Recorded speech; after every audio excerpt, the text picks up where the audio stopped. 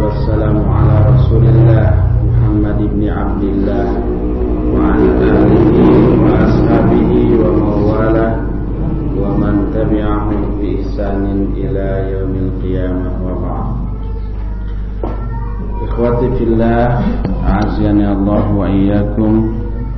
Tadi sudah 3 fitnah lisan yang kita bahas: ghibah, namimah, dan ifsadu dzatil bain atau merusak hubungan. Sekarang yang keempat, al-kadzib, fitnah lisan yang keempat adalah dusta. Di antara sifat-sifat tercela yang dilarang oleh Islam adalah dusta, karena bisa menyeret pelakunya ke dalam kebinasaan. Nabi SAW bersabda dalam hadis riwayat Imam Al-Bukhari, "Inna sidqa yahdi ilal birri wa innal birra yahdi ilal jannah wa innar rajula la yasduqu hatta yuktaba indallahi siddiqa wa innal kadhiba yahdi ilal fujur wa innal fujura yahdi ilan nar wa innar rajula la yakdhibu hatta yuktaba indallahi kadzdzaba." Sesungguhnya kejujuran akan menuntun kepada kebaikan, dan kebaikan akan menuntun ke surga. Sesungguhnya seseorang terus-menerus berbuat jujur sampai dicatat di sisi Allah sebagai orang jujur. Dan berdusta itu bisa menyeret kepada kejahatan. Fujur artinya khuruj anit ta'ah, keluar dari ketaatan. Dan fujur itu bisa menggiring ke neraka. Dan sesungguhnya seseorang terus-menerus berdusta sampai dicatat di sisi Allah sebagai seorang pendusta. Hadis ini mengisyaratkan jujur amalan pengundang hidayah. Yahdi artinya memberi hidayah. Inna sidqa yahdi, kejujuran itu yahdi. Yahdi itu memberi hidayah. Artinya siapa yang jujur, Allah akan memberikan hidayah kepada dia untuk berbuat baik, kebaikan-kebaikan lainnya.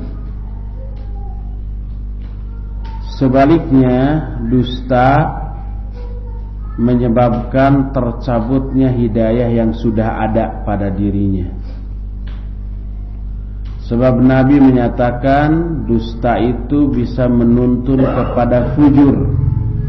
Fujur itu artinya khuruj anit ta'ah, keluar dari ketaatan. Tadinya kita taat, melakukan ibadah, karena dusta bisa-bisa kita berhenti dari ketaatan itu. Berbanding terbalik dengan jujur. Kalau jujur bisa mengundang hidayah, kalau dusta, hidayah yang ada juga tercabut dari diri kita. Ini bahaya dusta terhadap agama. Agama yang sudah ada dalam diri kita berupa pengamalan, itu bisa berhenti dari amalan agama itu karena dusta. Dalam hadis lain diriwayatkan oleh Imam Bukhari, ayatul munafiqi thalathun, idza haddatsa kadzaba wa idza wa'ada akhlafa wa idza tumina khana. Tanda orang munafik itu 3. Apabila dia berbicara, dia dusta.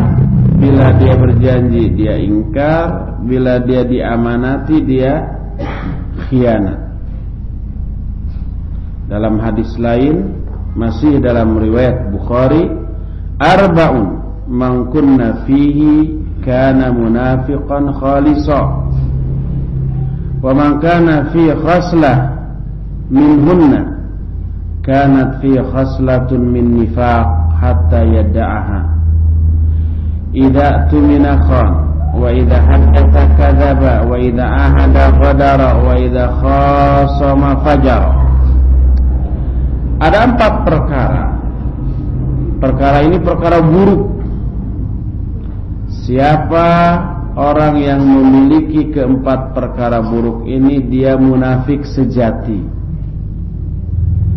Siapa yang memiliki salah satu di antara 4 perkara buruk itu, berarti dia memiliki salah satu karakter munafik sampai dia meninggalkannya. Keempat itu adalah bila diamanati khianat. Kedua, bila berbicara dusta. Ketiga, bila berjanji menyalahi. Dan keempat, bila bertengkar dia curang. Itu munafik.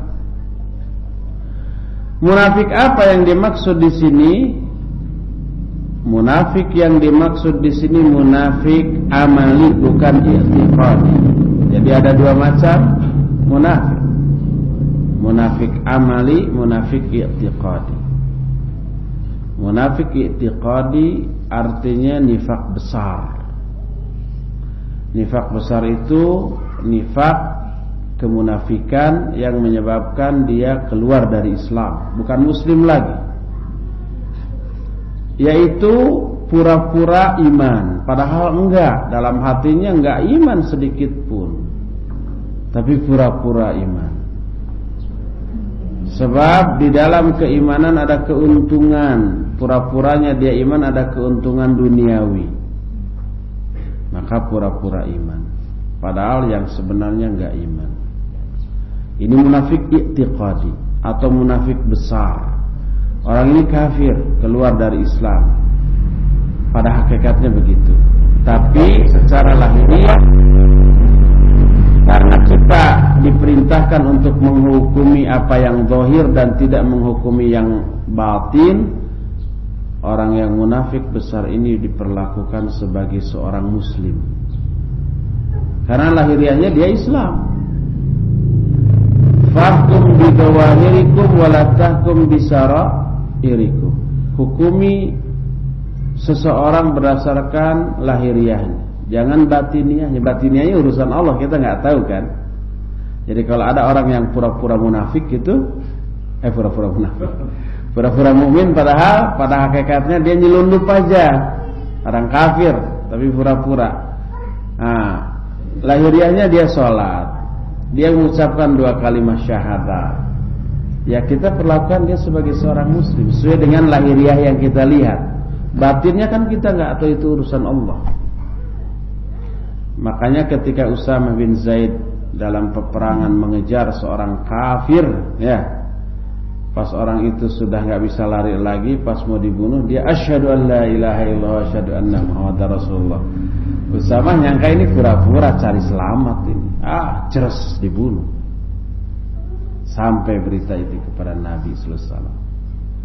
Ditegur keras, aqataltahu ba'da ayyaqula asyhadu an la ilaha illallah asyhadu anna muhammadar rasulullah. Apa kamu bunuh dia setelah dia mengucapkan 2 kalimat syahadat? Kata Usamah, ya Rasulullah, dia pura-pura cari selamat biar enggak dibunuh. Kata Nabi sallallahu alaihi wasallam, limadza lam tushaqqik sadrahu hatta ta'lama ma fihi. Kenapa kamu tidak pecah itu dadanya sehingga kamu tahu isinya? Terus dimarahi sampai Usamah menyatakan, seandainya aku belum Islam saja saat itu. Jadi tetap Nabi menyalahkan Usamah, walaupun situasi, kondisi, kronologis yang terjadi itu nyata benar, dia syahadatnya itu cuma cari selamat.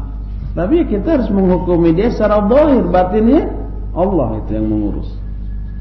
Makanya Abdullah bin Ubay yang nyata-nyata munafiknya oleh Nabi sallallahu alaihi wasallam diperlakukan sebagai seorang muslim.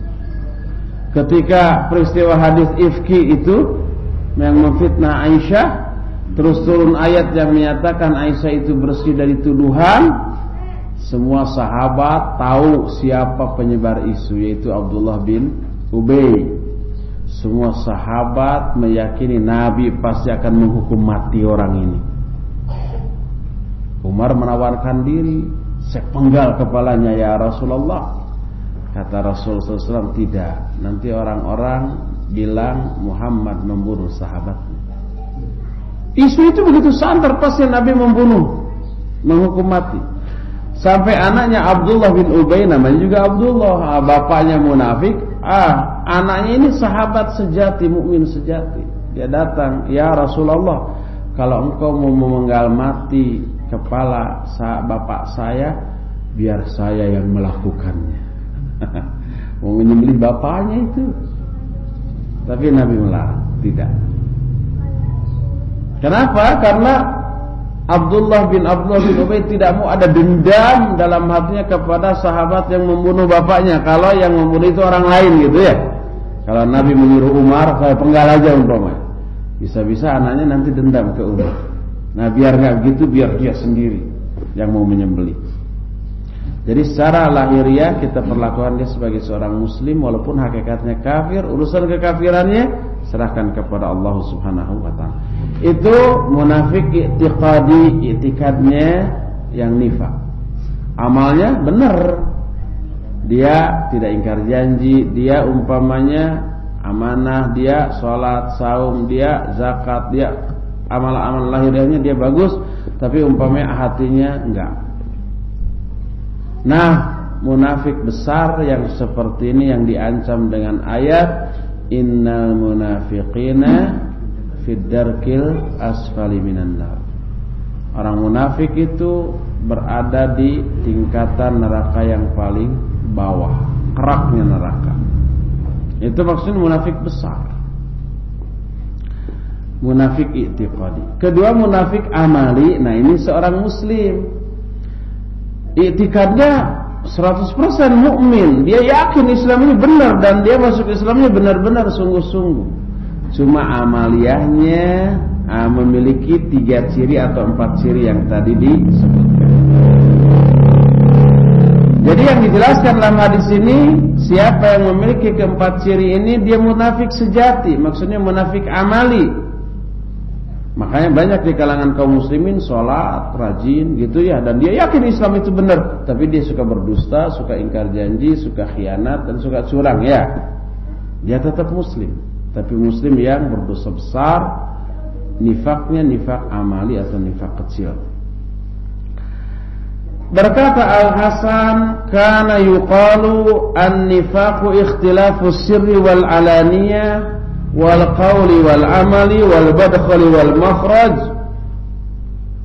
Kata beliau, nifaq itu adalah berbedanya batin dengan lahir, hati dengan amalan itu beda, ucapan dan perbuatan itu beda, masuk dan keluar itu beda, apa yang masuk dengan apa yang keluar itu beda. Dan dikatakan usul nifaqil ladzi bunya alaihi nifaq al-kadzib, yang menjadi fondasi di mana sifat kemunafikan dibangun di atas fondasi itu, fondasinya itu adalah kadzib, kedustaan.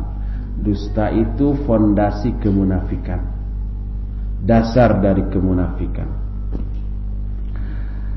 Para sahabat ridwanullahi alaihim ajmain, orang-orang yang paling takut di dalam dirinya ada kemunafikan dengan ketakutan yang amat sangat dahsyat. Sampai Imam Bukhari dalam kitab sahihnya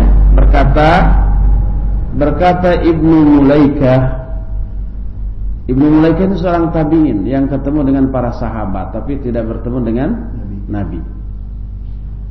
Adraktu 30 min ashabin Nabi sallallahu alaihi wasallam kullahum yakhafuna an-nifaq ala nafsi ma minhum min ahadin yaqulu innahu ala imani Jibril wa Mikail.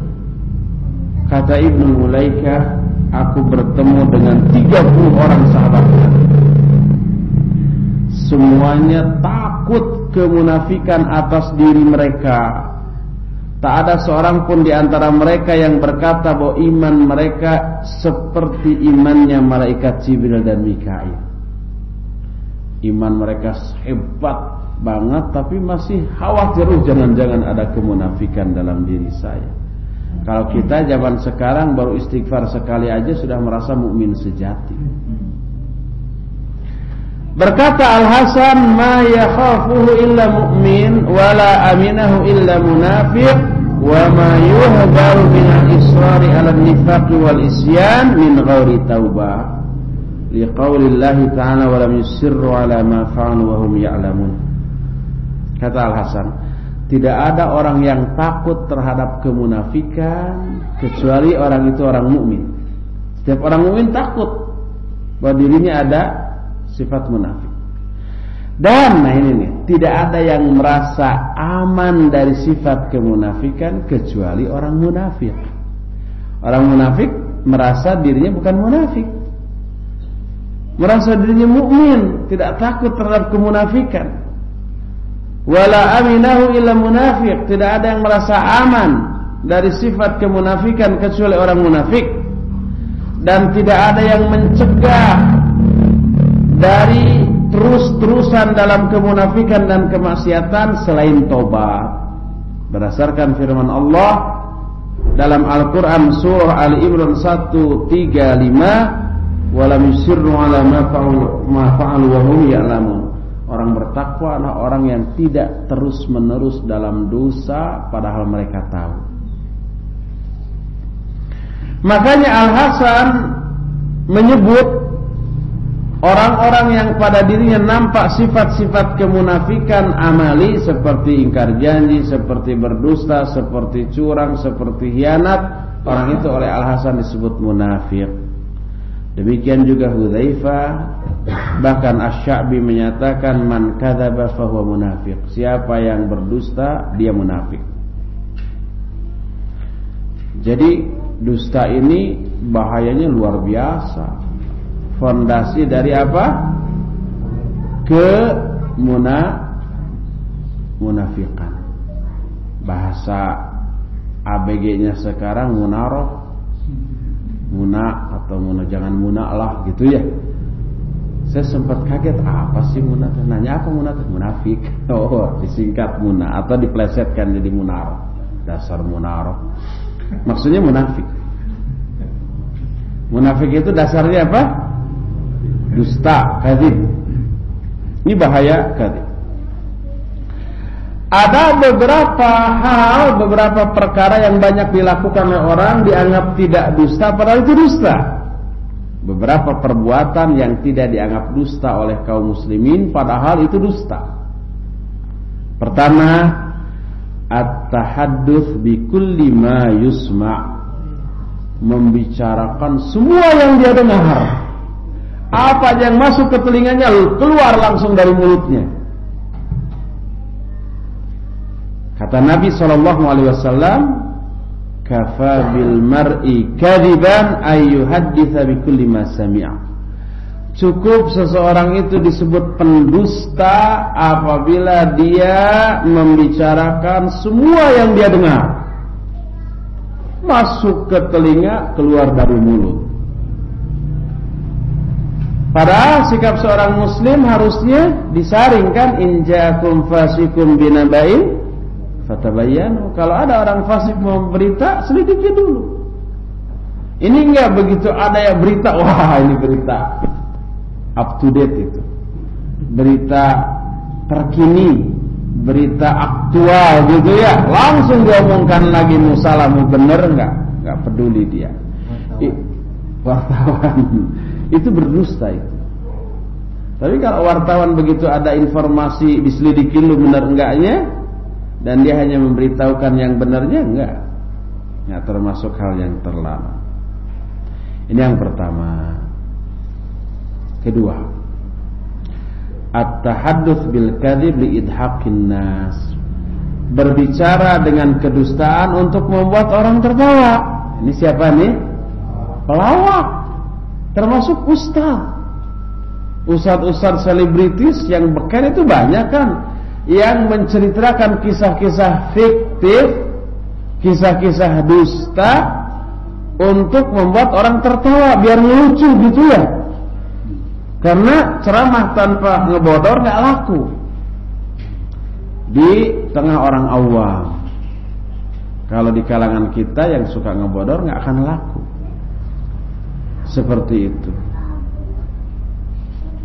Oleh karena itulah maka tidak boleh kita berbicara dengan kedustaan untuk membuat kita tertawa.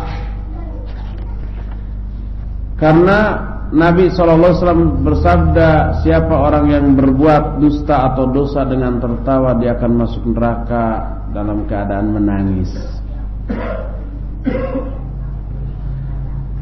Orang yang seperti itu ancamannya wail. Wail itu lembah di Jahannam. Kalau gunung dimasukkan ke sana, masuk itu gunung. Menunjukkan lembah itu apa? Luas. Kata Nabi alaihi salatu wasallam dalam hadis yang diterima dari Muawiyah radhiyallahu an, beliau bersabda, "Wailul lilladzi yuhadditsu bil hadithi liyudhhika bihil qaum fayakdzib. Wailul lahu wa wailul lah." Wail itu apa tadi? Lembah di dalam neraka Jahannam. Wailah bagi orang yang berbicara dengan sebuah pembicaraan untuk membuat orang tertawa dan dia berdusta. Berdusta untuk membuat orang tertawa. Wail baginya. 3 kali Nabi menyatakan wail bagi orang itu. Termasuk diantara berdusta adalah mengisahkan kisah-kisah fiktif. Dusta itu kan berbicara yang tidak sesuai kenyataan kan? Berbicara apa? Dusta itu adalah ayyuhadditsa bima la yunasibul waqi, berbicara dengan pembicaraan yang tidak sesuai dengan kenyataan. Umpamanya biar seru nih, tadi saya ke Bandung, datang ke sini nggak ada kejadian apa-apa, tapi biar seru. Harus saya melihat tabrakan antara truk dengan tukang beca, suaranya boom kayak boom, biar seru. Padahal nggak ada itu. Itu saya berbicara tidak sesuai fakta, tidak sesuai dengan kenyataan. Itu dusta. Demikian juga ngarang novel yang fiktif ya, ngarang cerpen, cerbung, cergam apalagi, dan cercer yang lain. Itu bersama dengan berdusta. Nah, seringkali para ustadz, para duat menyelipkan cerita fiktif ini untuk bumbu ceramahnya biar seru, biar lucu. Kadang-kadang cerita binatang dimasukkan, sakadang pecang, jeung sakadang monyet, gitu si kabayan masuk ke dalam cerita, ke dalam ceramah. Itu dusta. Tujuannya apa? Membuat orang tertawa. Itu haram, tidak boleh. Sama dengan berdusta. Adakah dusta yang dibolehkan? Ada 3 dibolehkannya berdusta. Pertama, al-islah bainan nas, untuk mengislahkan di antara 2 orang yang tadinya bermusuhan, berselisih. Pak Dindin umpamanya bertengkar, bermusuhan dengan Salman umpamanya, tapi jangan Pak Dindin ya, cuman ya sebab biar nggak ngantuk. Begitu disebut namanya langsung selenggekan gitu. Saya mau mendamaikan, gimana caranya? Boleh menyelipkan dusta. Pak Dindin, saya tadi ketemu Salman. Salman tuh bilang, Pak Dindin sebenarnya menyenangkan nih, saya saja direnggang dengan Pak Dindin, ingin damai lagi. Banyak memuji loh. Padahal enggak tuh. Pak Dindin yang tadinya ada ketidaksukaan ke Salman jadi berubah. Oh betul begitu. Sebenarnya saya juga gitu sih. Salman tuh orangnya baik, manis, imut-imut. Saya sampaikan, Man, kata Pak Dindin, antum ini manis, baik, imut-imut, kayaknya beri pulung mantu nih. Salman yang tadinya nggak suka ke Pak Dindin, dengar-dengar mau dipulung mantu jadi semangat nih. Oh gitu, salam ya ke Pak Dindin. Damai, ketemu udah damai. Boleh berdosa begitu. Kedua, al-harb, dalam hal perang boleh. Kita umpamanya kekuatan cuma 1000 orang. Ada infiltran, penyelundup intel dari musuh kita, atau ini intel, pura-pura nanya, ini kekuatan kita, dia pura-pura kita aja. Kita berapa orang ya? Kita bilang, wah 100.000, padahal cuma 10.000. Jadi musuh itu gentar, walah 100.000, padahal kita cuma 20.000 nih. Nah, padahal menang tuh 20.000 lawan 1.000 ya. Tapi kita katakan yang kita perlihatkan 1.000, tapi nanti ada 90.000 lagi siap menggempur. Mereka down mentalnya. Walah 100.000, kita cuma 20.000. Akhirnya sudah kalah sebelum berperang. Boleh dalam rangka begitu. Atau menyebarkan isu, kita mau menyerang musuh yang ada di utara, padahal mau menyerang yang ada di barat nih, gitu ya. Kita sebarkan, kita mau ke utara. Musuh yang di barat teh ketipu ya. Kita di sini kok ke utara? Ya santai dong. Akhirnya lalai. Padahal di utara kita berbalik, gitu ya, berputar arah. Akhirnya ada ke belakang mereka, brek, langsung disergap, menang. Itu boleh. Al-harbu khadi'ah. Perang itu tipu daya, saling menipu lah. Ketiga, hadithur rajul imra'atahu.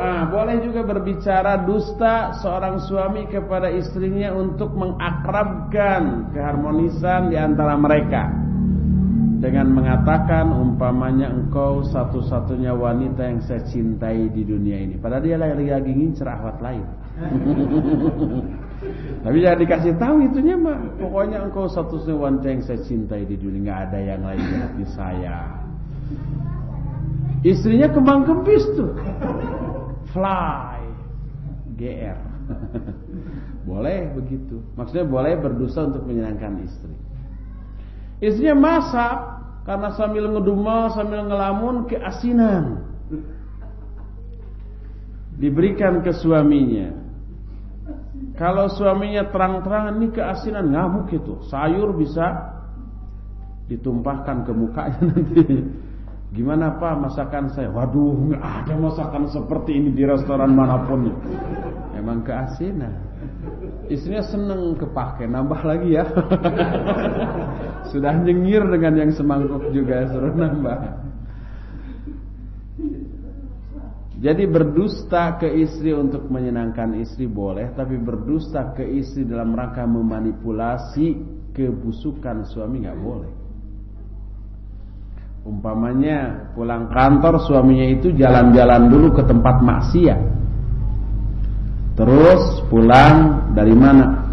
Habis pengajian dulu nanti sama Ustaz Amu tuh. Waduh.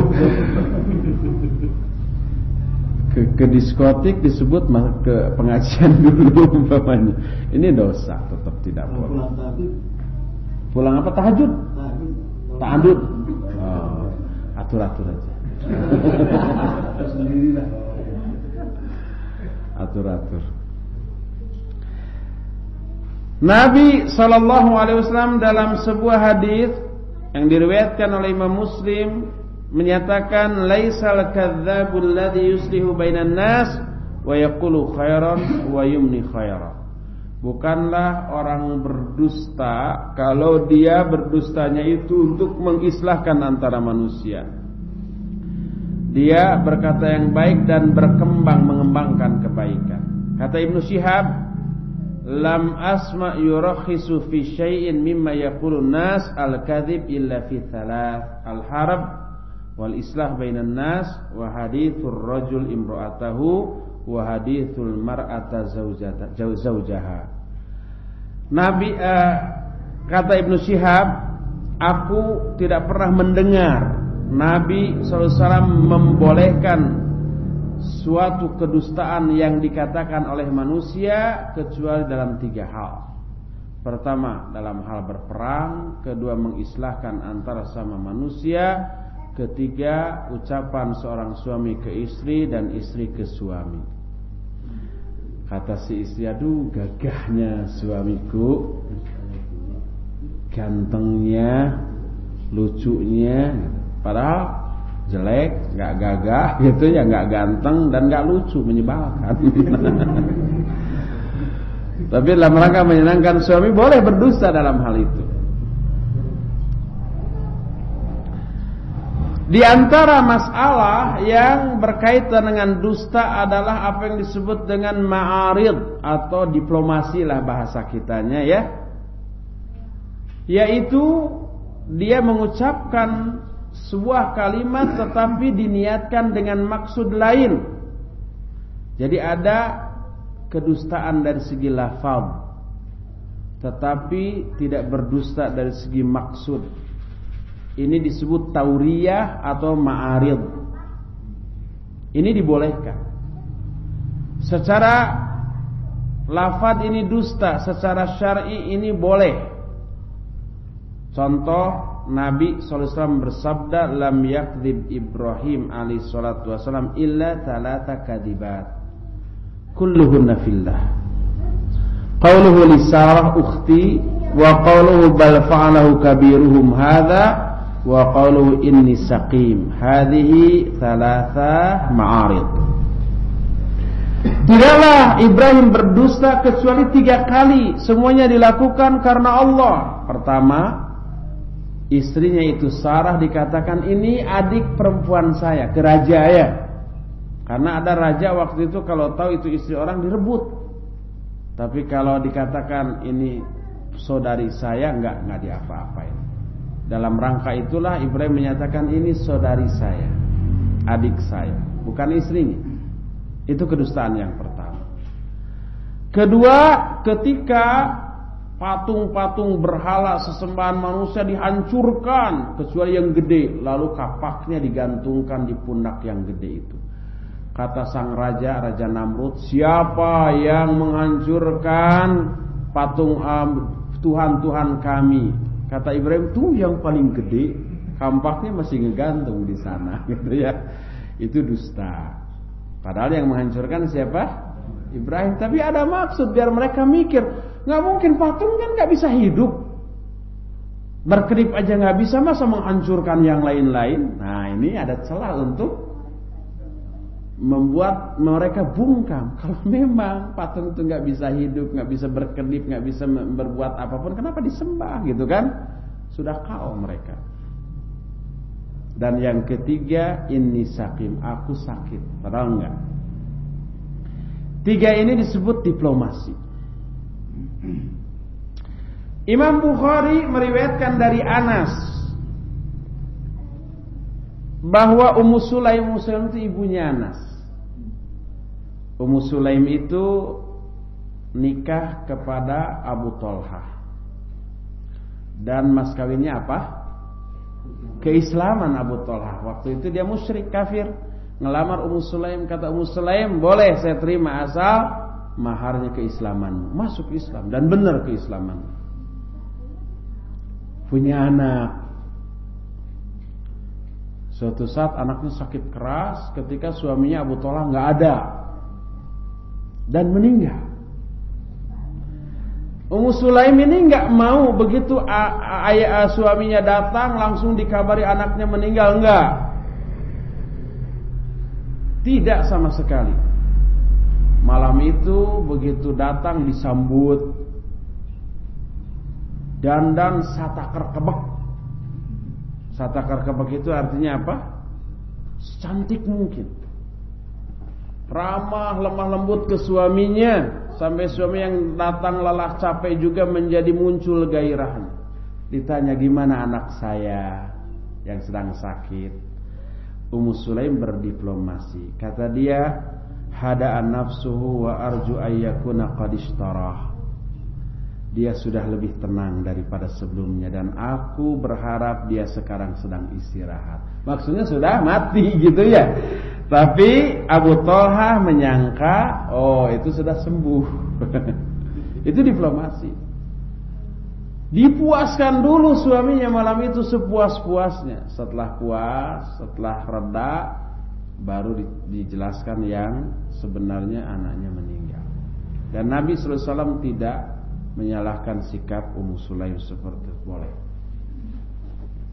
Itu tauriyah namanya, atau itu ma'arid, berdiplomasi. Ucapannya secara lafaz dusta, tapi maksudnya tidak. Imam Ahmad punya murid. Murid ini kayaknya bermasalah dengan orang lain. Mau dibunuh, datang orang bawa pedang. Dia nanya ke Imam Ahmad, lihat si fulan enggak? Imam Ahmad tahu itu mau dibunuh. Apa kata Imam Ahmad? Imam Ahmad tahu di mana si fulan, dia yang menyembunyikan. Kata Imam Ahmad, fulan enggak ada di sini. Apa yang dilakukan si fulan di sini? Sambil nunjuk ke telapak tangan. Orang itu menyangka yang dimaksud fulan enggak ada di sini itu enggak ada di tempat itu. Padahal Imam Ahmad maksudnya fulan enggak ada di tangannya. Apa si fulan ada di tangannya gitu ya? Pergi orang itu, selamatlah orang itu. Ini tauriah, harus cerdas kita. Itulah fitnah yang keempat dari fitnah lisan, yaitu apa? Dusta. Selesai tentang dusta. Kelima, tahrish. Tahrish itu papaseaan, bertengkar sampai bermusuhan. Itu tahrish. Tapi melalui lisan. Pertengkaran itu area omong. Tahrish itu al-ighra bainal qaum wa kadzalika bainal bahaim. Al-ighra itu membuat dua pihak menjadi bertengkar, atau baik itu manusia ataupun binatang.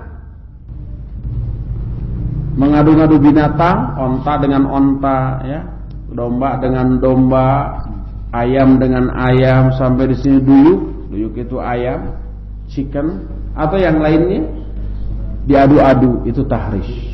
Tukang adu domba itu muharrish, yaitu mengadu-adukan domba. Ngadu domba itu menjadi peribahasa ngadu-ngadu orang ya. Terus mengadu-adukan domba yang sebenarnya disebut tahrish juga itu. Dalam salah satu hadis Nabi sallallahu alaihi wasallam bersabda, inna syaitan qad ayasa an ayya'budahu al-musallun fi jaziratil Arab walakin fit tahrishi bainahum.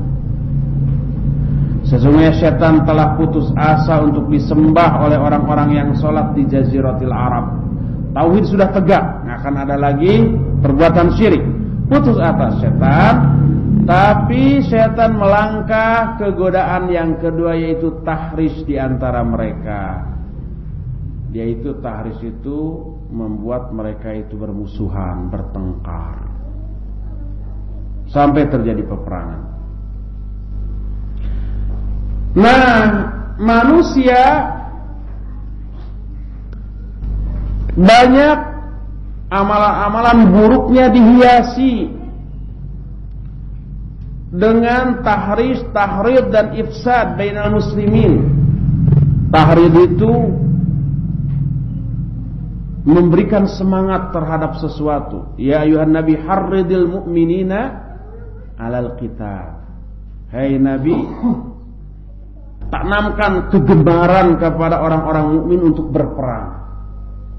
Iyyakum minkum isruna sabiruna yaglibu mi'atain. Kalau mereka, di antara mereka ada 20 orang yang sabar, itu bisa mengalahkan 200 orang. Satu berbanding 10, atau akan 20 menjadi 200. 20 orang bisa mengalahkan 200. Jadi satu orang bisa mengalahkan 10. Itu hebatnya kaum muslimin yang sabar. Makanya pada waktu perang Badar kaum muslimin 300, kaum kafir berapa? 1000, cuma 3 kali lipat. Kalah mereka, jangankan 3 kali lipat, 10 kali lipat juga bisa dikalahkan.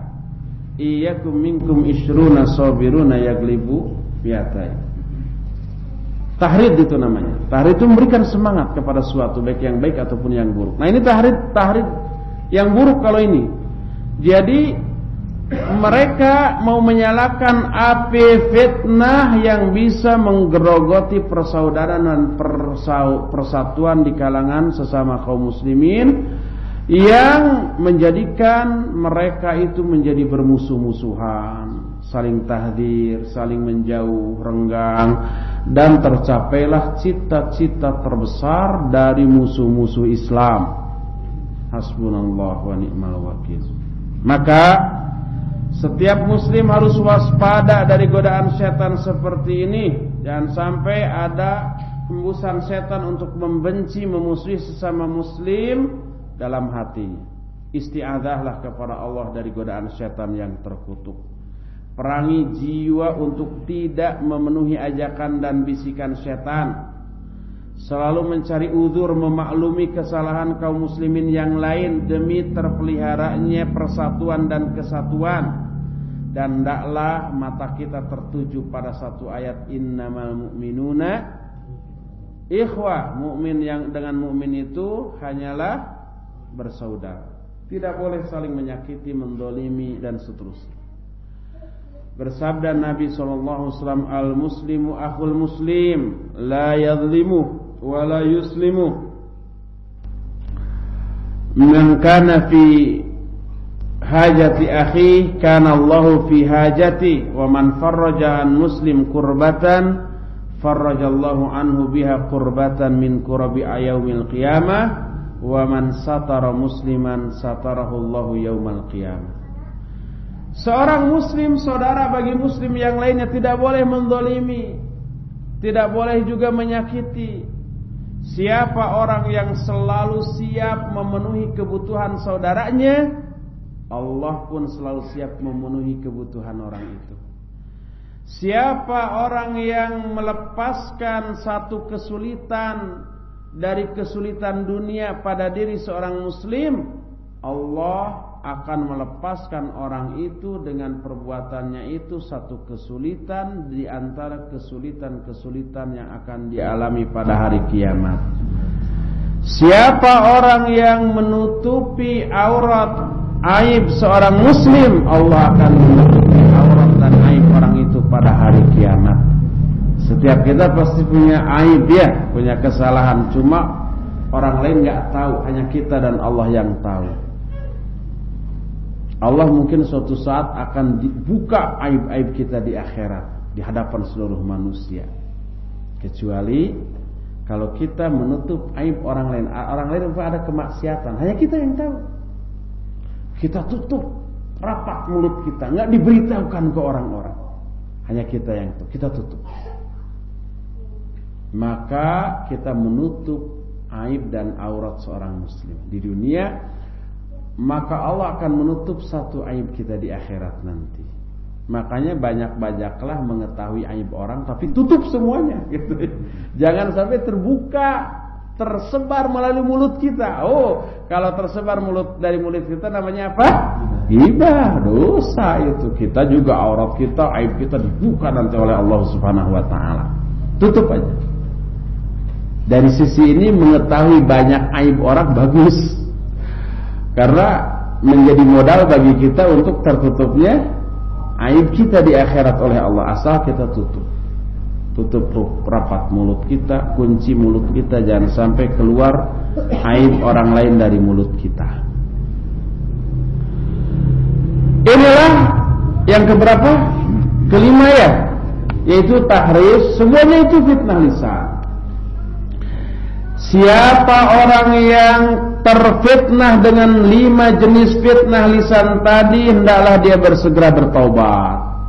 Mungkin di antara kita pernah terjerumus ke dalam salah satu di antara 5, bahkan kelima-limanya. Kita pernah ghibah, kita pernah memutuskan hubungan baik orang, kita juga pernah namimah, kita pernah dusta, kita pernah tahriz. Tobat segera. Yang syaratnya di sini disebutkan 4. Pertama, al-iqla' anil maksiati fil hal. Meninggalkan maksiat tersebut seketika itu juga. Jangan dinanti-nanti. Kedua, an-nadam ala fi'liha, kedua menyesal. Aduh, kaduhung sagede gunung. Hanjakal saluas sagara. Atau saluas dunia. Ketiga, al-azam ala adamil audati ilaiha, bertekad untuk tidak kembali kepada kemaksiatan itu. Keempat, raddul madzalim ila sahibiha, mengembalikan kezaliman yang pernah kita lakukan ke orangnya. Artinya kehormatan orang itu dikembalikan dengan cara minta dihalalkan, minta maaf. Dulu saya pernah memukul antum sampai jeding ya. Maaf sekali. Kalau mau balas silahkan, tapi jangan keras-keras. Minta dihalalkan. Nabi sallallahu alaihi wasallam bersabda dalam hadis yang diterima dari Abu Hurairah radhiyallahu an, diriwayatkan oleh Imam Bukhari dalam kitab sahihnya, "Man kanat lahu madlamatun li akhihi min 'irdihi aw syai'in falyatahallalhu minhu al-yawma qabla an la yakuna dinarun wala dirham. In kana lahu 'amalun salih ukhidha minhu biqadri madlamatihi wa illam takun lahu hasanat ukhidha min sayyiati sahibihi fahumila alaih."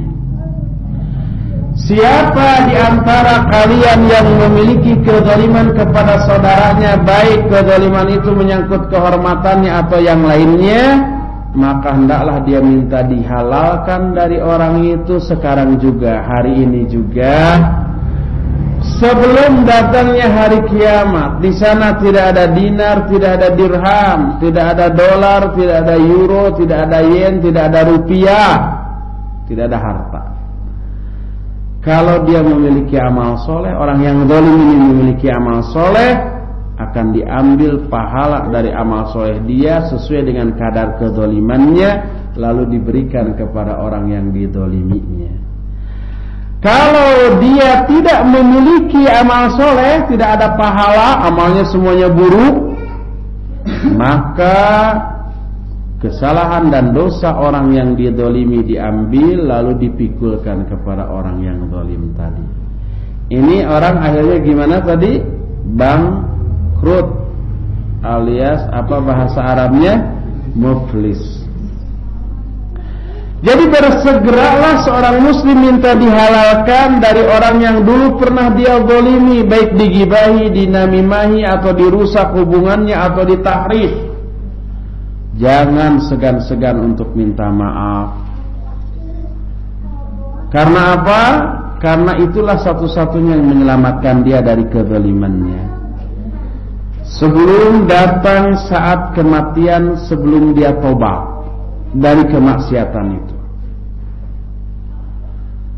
Oleh karena itu, kalau syarat yang terakhir ini tidak dilakukan, tidak minta dihalalkan, tidak minta maaf, dia akan terhalang, tobatnya tidak akan diterima oleh Allah Subhanahu wa ta'ala. Maka bersegeralah. Itulah pembahasan yang ke-6, yaitu tobat dari semua fitnah lisan. Pembahasan berikutnya al-mizanu syar'i fi ilaji fitnatil lisan. Manhaj syar'i dalam hal mengobati fitnah lisan. Islam yang maha sempurna, tidak ada satu poin pun yang terlewat, sekecil apapun. Seluruh aspek kehidupan, dalam kehidupan manusia itu ada aturannya. Ada timbangan syar'i yang bisa diterapkan oleh setiap muslim, baik untuk urusan dunia, terlebih untuk urusan akhirat. Maka siapa orang yang telah terjerumus dalam salah satu fitnah di antara fitnah-fitnah lisan yang disebutkan tadi, hendaklah perhatikan hal-hal berikut ini. Pertama, Rasul sallallahu alaihi wasallam menetapkan satu kaidah untuk mencegah kita terjerumus ke dalam fitnah lisan. Kata Nabi sallallahu alaihi wasallam, "Man kana yu'minu billahi wal yawmil akhir falyaqul khairan aw liyasmut." Siapa orang yang beriman kepada Allah dan hari akhir, hendaklah dia berkata yang baik atau diam. Pertama, kita lihat hadis ini menjelaskan keterkaitan yang erat antara akidah dengan akhlak. Man kana yu'minu billahi wal yawmil akhir, ini akidah. Siapa yang beriman kepada Allah dan hari akhir, ini akidah, ini iman. Akidah atau tauhid. Berbicara yang baik atau diam adalah apa? Akhlak. Jadi akhlak ternyata menjadi indikator keimanan. Orang yang beriman akhlaknya bagus. Termasuk dalam hal cara berbicara, dia hanya berbicara yang baik atau diam. Berkata Al-Hafidz Ibnu Hajar rahimahullah ketika mensyarah atau menjelaskan hadis ini dalam kitab Fathul Bari, kata beliau, "Hadza min jawami'il kalim, li'anna al-qawla kulluhu imma khairun wa imma syarr wa imma ailun ila ahadihima. Fadakhala fil khairi kullu matlubin minal aqwali fardiha wa nadbiha fa'adina fihi ala ikhtilafi anwa'ihi." Kata Imam Ibnu Hajar, hadis ini termasuk min jawami'il kalim. Jawami'il kalim itu artinya kalimat yang singkat tapi padat, ringkas tapi isinya sangat mendalam, luar biasa. Ringkas kan, siapa yang iman kepada Allah dan hari akhir hendaklah bicara yang baik atau diam. Ringkas, isinya luar biasa dalam. Di sini menggambarkan keindahan Islam, keseimbangan Islam, keteraturan Islam, keterkaitan satu aspek dari ajaran Islam dengan aspek lainnya, gitu ya. Luar biasa. Kenapa? Kata Imam Ibnu Hajar, karena ucapan, semua ucapan ada dua kemungkinan. Ucapan itu baik pertama, atau buruk, atau ucapan yang cenderung ke salah satu di antara keduanya, cenderung kepada kebaik atau buruk. Termasuk ucapan baik adalah semua ucapan yang diwajibkan, yang diperintahkan, baik yang fardu ataupun yang sunnah, dengan berbagai macam bentuknya. Yang wajib contohnya adalah 2 kalimat syahadat bagi orang yang akan memasuki Islam. Contohnya bacaan-bacaan dalam sholat wajib, dalam sholat fardu, itu semua yang wajib. Yang sunnah ya, yang selain itu zikir, baca Al-Quran dan seterusnya. Selain itu ada lagi ucapan yang buruk atau cenderung kepada keburukan. Maka ketika ada keinginan dalam hati kita untuk mengatakan kata-kata yang buruk, hendaklah kita diam dari hal yang buruk itu. Umpama ya, kita punya gosip terbaru, orang lain mungkin belum tahu gitu ya. Ada bahan sampai ke kerumunan teman-teman para gosiper. Pas mau ngomong keinginan besar, tapi tahu aduh ini gibah, nggak boleh. Tahan. Diam ketika ingin bicara yang buruk adalah ibadah, berpahala itu dan menggugurkan dosa, karena diam dari keburukan. Jadi tidak semua diam itu baik, tidak semua buruk. Yang baik adalah diam dari keburukan, yang jelek adalah diam dari kebaikan. Ada kebaikan yang harus kita sampaikan, tapi kita diam. Itu disebut setan yang bisu asyaitonul ahras. Setan yang bisu itu begitu, diam dari kebaikan. Walhasil, siapa orang yang memiliki keimanannya akan menggiring dia untuk mensifati dirinya dengan sifat-sifat yang salah satunya penyayang kepada sama makhluk Allah, maka dia akan berbicara dengan kebaikan dan akan diam dari keburukan, melakukan apa yang manfaat dan meninggalkan apa yang madarat. Itu kata Imam Ibnu Hajar. Berkata Imam An-Nawawi, wa amma qawluhu falyaqul khairan aw liyasmut, fama'nahu annahu idza arada an yatakallama fa in kana ma takallama bihi khairan muhaqqiqan yuthabu alaihi wajiban aw manduban falyatakallam, wa illam yadhhar lahu annahu khairun yuthabu alaihi falyumsik anil kalam. Sawaun dhahara lahu annahu haram au makruh au mubah. Kata Imam An-Nawawi, makna dari hadis Nabi hendaklah dia berbicara yang baik atau diam, artinya apabila dia ingin berbicara, kalau apa yang dia bicarakan itu baik, benar dan dipahalai ketika membicarakannya, baik wajib atau sunnah, maka hendaklah dia berbicara. Tapi kalau tidak jelas apakah ini baik akan berpahala apa enggak, maka hendaklah dia tahan. Jangan berbicara. Baik sudah nyata bahwa itu haram atau makruh atau mubah. Tapi kalau yang mubah ini umpamanya tidak ada pahala di dalamnya, ngapain diomongin? Berdasarkan hal ini maka ucapan yang mubah diperintahkan untuk ditahan, tidak dibicarakan, dan sunnah untuk menahan diri dari hal itu karena khawatir bisa menyerempet ke arah yang haram atau yang makruh. Itu kata Imam An-Nawawi rahimahullah. Inilah mizan syar'i, timbangan syariat, patokan yang harus dipegang. Untuk menerapkannya butuh mujahadah, butuh jihad, butuh perjuangan, butuh ikhtiar dan usaha keras, butuh muhasabah lin nafsi secara terus menerus sampai orang itu mudah untuk mengendalikan lisannya dan mudah untuk menahan diri dari ucapan yang tidak ada faidahnya. Tadi kita sudah mengutip hadis Mu'ad bin Jabal. Kata Nabi, hal yukabbun nasu fin nari ala wujuhihim aw ala manakhirihim illa hasaidu alsinatihim.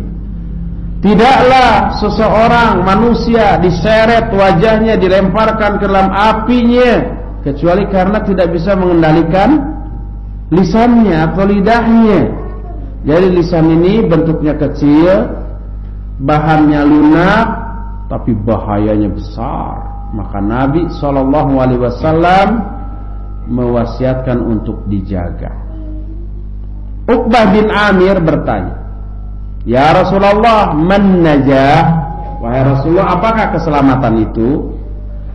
Beliau menjawab ada 3 nih. Coba 3 ini kita usahakan untuk kita peroleh. Amlik alaika lisana, jaga olehmu lisanmu. Ini keselamatan. Kedua, wal yasa'ka baitaka, luaskan rumahmu. Kalau kita memiliki kemampuan untuk memperluas rumah kita, luaskan. Jangan uang banyak, sudah sesangkedong we, cuma sekamar. Saliut beh. Saliut beh itu artinya iya, cuma seruangan itu. Jadi begitu masuk langsung semuanya serba kelihatan. Luaskan, nyaman, baguskan, bersihkan sehingga kita nyaman berada di dalam rumah tersebut. Terlebih kita banyak aurat, dan aurat itu harus ditutup. Salah satunya dibuatlah kamar-kamar dan dianjurkan untuk membuat kamar mandi juga di dalam kamar kita sendiri. Cuma diatur aja, jangan sampai rujit gitu ya. Tahu rujit? Jijik. Dan yang ketiga, wabki ala khati'atik, menangislah atas kesalahan-kesalahanmu. Lisan, rumah, dan menangis. Itulah kebahagiaan atau keselamatan. Berkata Luqman Al-Hakim ketika dia menasihati anaknya, may yashab sahibas su' lam yuslim, wa may yadkhul madkhala su' yuttaham, wa man la yamlik lisanah yandam. Siapa orang yang bersahabat bergaul dengan orang yang buruk akhlaknya, walaupun ganteng rupanya, dia tidak akan selamat dari pengaruh buruknya. Jadi jangan bergaul dengan orang buruk. Maksudnya buruk akhlaknya, gak apa-apa buruk rupa, asal baik hatinya dan tingkah lakunya. Siapa orang yang masuk ke tempat yang buruk, yang jelek, ke tempat-tempat maksiat, dia akan tertuduh. Saya pernah ceritakan ya, kita parkir di tempat maksiat, karena nggak ada tempat di tempat lain karena mau ke tempat yang bukan maksiat. Dituduh. Man wada'a nafsahu fi makani tuhmah fala yalumanna illa nafsah. Siapa orang yang menempatkan dirinya di tempat tuduhan, maka ketika dituduh janganlah dia mencela siapapun kecuali mencela dirinya sendiri. Siapa orang yang masuk ke tempat yang buruk, tempat maksiat, dia akan tertuduh. Walaupun mau dakwah, umpama kita dakwah ke diskotik, kelihatan, wah itu ada ustaz masuk ke diskotik. Dia nggak tahu apa yang dilakukan, padahal umpamanya mau dakwah gitu ya. Tetap aja diskotik tempat apa sih gitu. Tetap dituduh, disebar ustaz kelihatan masuk ke diskotik. Wa man lam yamlik lisanah yanam, siapa orang yang tidak mampu menjaga lisannya dia akan menyesal. Berkata Imam Hasan Al-Basri, kanu yaquluna inna lisanal hakimi wara'i qalbi, fa idza arada an yaqul raja'a li qalbi, fa in kana lahu qala wa in kana alaihi amsak. Wa innal jahila qalbuhu ala tarfi lisani la yarju ila qalbi ma ata ala lisani takallam. Kata Imam Hasan Al-Basri, hakim lidahnya itu ada di belakang hatinya. Kalau hakim itu mau berbicara, kembalikan dulu ke hatinya. Kalau dalam pembicaraan itu ada pahala, dia mengatakan perkataan itu. Kalau dalam pembicaraan itu malah melahirkan dosa, dia tahan, tidak jadi bicaranya. Itu hakim, orang yang hikmah, orang yang bijak, orang yang berilmu. Adapun orang jahil, hatinya berada di ujung lidahnya. Tidak, perkataan itu tidak perlu dikembalikan ke hatinya, enggak. Apa yang tersirat langsung dikatakan. Ini orang bodoh. Itu kata Imam Hasan Al-Basri. Berkata Abdullah bin Mas'ud, wallahi alladzi la ilaha illahu ma syai'un ahwaju ila tuli sijnin min lisan. Demi Allah yang tidak ada ilah selain dia, tidak ada sesuatu pun yang paling pantas untuk dipenjara selama mungkin dibanding lisan. Jadi yang paling harus dibelenggu adalah lisan. Tapi susah kan, bagaimana cara membelenggu lisan? Membelenggu tangan kaki bisa ya, membelenggu anggota tubuh lain bisa, tapi lisan nggak bisa. Berkata Tawus, lisani sibaun in arsaltuhu akalani. Wah, lidahku adalah singa. Kalau aku lepaskan dia bisa memakan aku. Mananya apa? Kalau lidah ini diumbar ngomong apapun semau-maunya, dia akan mencelakakan diri sendiri. Lebih berbahaya daripada singa garang yang lapar yang dilepaskan. Lebih berbahaya fitnah apabila lisan tersebut yang diumbar adalah tentang para ulama. Kita berbicara tentang kejelekan dan kesalahan para ulama yang membawa bendera dakwah. Oh, itu lebih berbahaya lagi. Fitnah yang ditimbulkannya akan lebih dahsyat dibanding membicarakan yang lainnya. Sehingga tidak ada cara untuk bisa melepaskan diri dari fitnah lisan kecuali menjaga lisan, tidak berbicara terutama kepada para ulama tentang kejelekan mereka. Rasul sallallahu alaihi wasallam bersabda, man somata naja, siapa yang diam dia selamat. Inilah mizan syar'i dalam mengobati penyakit atau fitnah lisan, yaitu menjaga lisan ini. Selesai fitnah lisan, nanti kita akan masuk kepada yang kedua, fitnah khilaf dan furqah. Ikhtilaf, perbedaan pendapat dan perpecahan. Untuk sesi ini nggak ada tanya jawab ya, sebentar lagi masuk waktu untuk berbuka, jadi kita harus bersiap-siap. Sebentar lagi masuk waktu untuk sholat zuhur, siap-siap wudu, mungkin ada yang mau mandi dan seterusnya. Insyaallah kita lanjutkan lagi ba'da asar nanti.